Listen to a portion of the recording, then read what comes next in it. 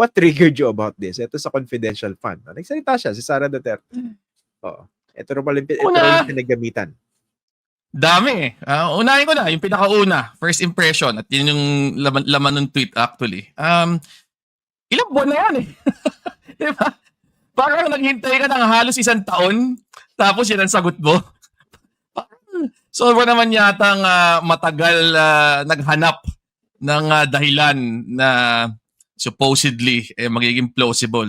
I mean, diba, kung sasagot ka, sumagot ka kaagad, di ba? Para kapanipaniwala yung pahayag.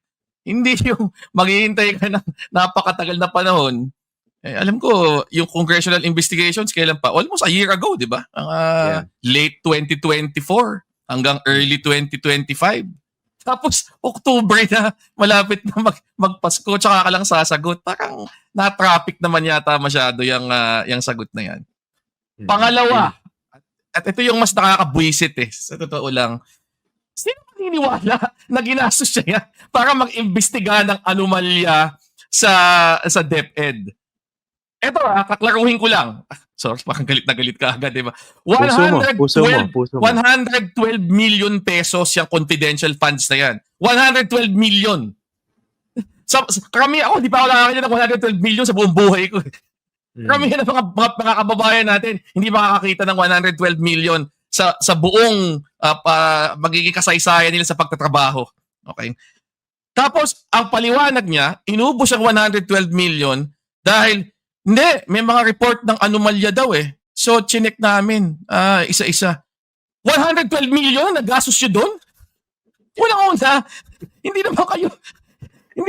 naman as if magsagawa kayo ng mga buy-bust o mga parang mga sting operation yan eh, di ba?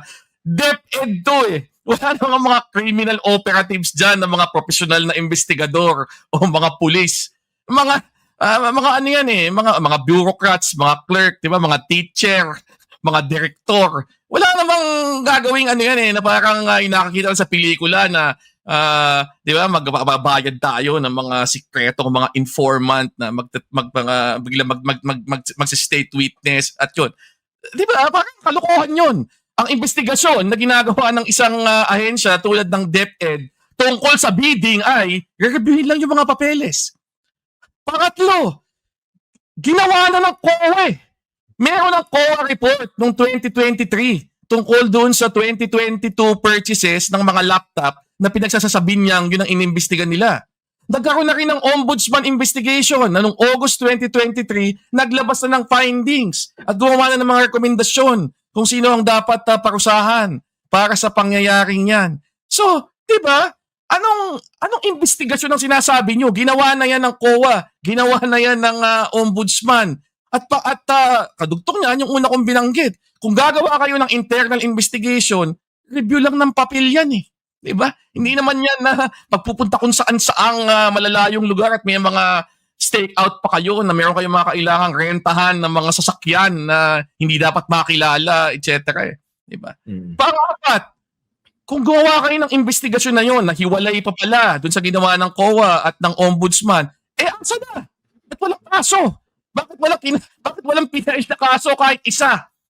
Bakit biglang-bigla pagkatapos ang napakahabang panahon, yan ang gagawin mong palusot pero wala ka namang napakitang kahit na anong resulta doon sa sinasabi mong investigasyon. So, di ba, ito nga ang tagal na nga sumagot, klarong-klaro pa na pambobola na naman ang ginagawa. Ang dating dito, Attorney Barry, itong sinasabi ni VP Sara, para tayong ginagago eh. No? Walang ibang salita para sa kanya kundi panggagago. Pwede bang gamitin yung reference sa school, di ba? Si Attorney Barry kasi guru yan. Di ba parang minsan yung estudyante pag gusto magpalusot, alam niyo yung yung my dog ate my homework. Yung ganung palusot no? Kumbaga, hindi mo pwedeng i-wing it. You cannot wing this. Di ba? Hindi mo pwedeng iwido. Hindi mo pwedeng palusutan ito ng ganyan lang. For the very reasons that Attorney Barry mentioned, no? Parang bigla maisip, sabihin ko na lang, ginamit namin yan pang-imbestiga dito sa korupsyon. Ganun. Ba't di sinabi sa Kongreso yan simula pa lang?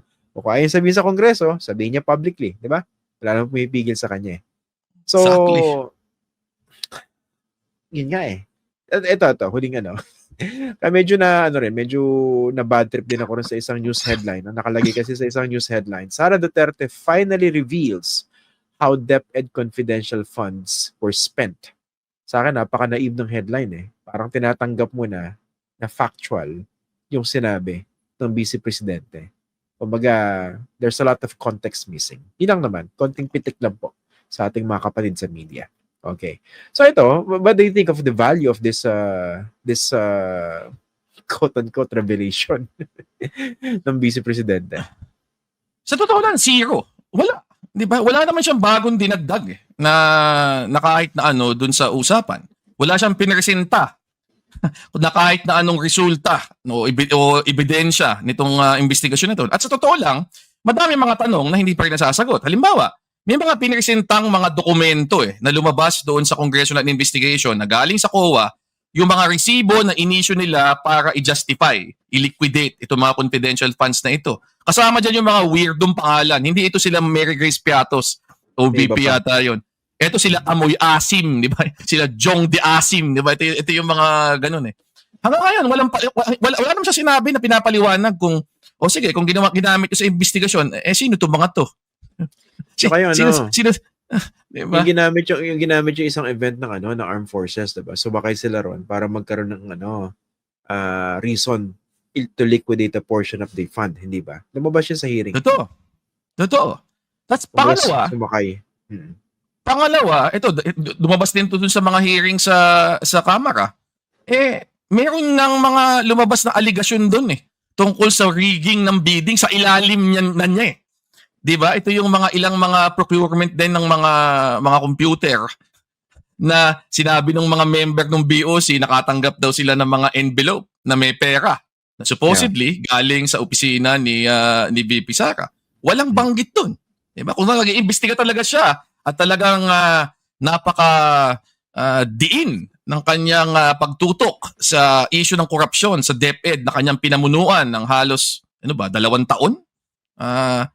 Hindi naman. Lagpas yata, umabot ba 2? Hindi, almost 2 years nga. Almost 2 years siyang nag-head ng DepEd, di ba?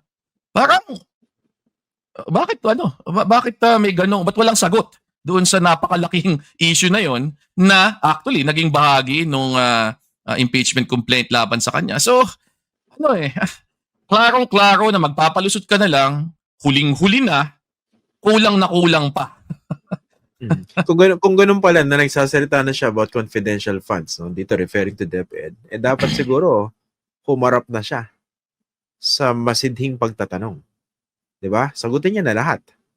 Sino si Mary Grace Piatos sa napunta yung 125 million initially na naubos in 11 days noong December 2022. Sagutin na isa-isa yon. Yung massive withdrawal sa bangko. Ano yung naging protocols doon, 'di ba? Yung cash, 'di ba? Tama. Ako, lahat ng bagay na yun, kung bubuksan mo na yung issue na yan, at supposedly, willing ka nang magbigay ng pahayag, ipaliwanag mo ng buo. At ipaliwanag mo ng malinaw. At kung meron kang resibo, ipaliwanag mo ng may resibo. Kung sinasabi mong ginamit sa investigasyon, hindi lang ipakita kung saan napunta o saan ginamit yung pera, ilabas mo yung resulta ng investigasyon. Kanina, ang sinasabi lang niya, ang naging resulta ng investigasyon namin, hindi DepEd ang responsable para dun sa bidding, kundi dumaan yan sa DBM. Naku naman, isang tingin lang doon sa dokumento, alam mo na dapat kung sino nagsagawa ng bidding. Hindi naman kailangan gumastos ng 112 million pesos para malaman yung isang bagay na pwede mong malaman sa isang mabilis na tingin doon sa mga bidding documents na yun.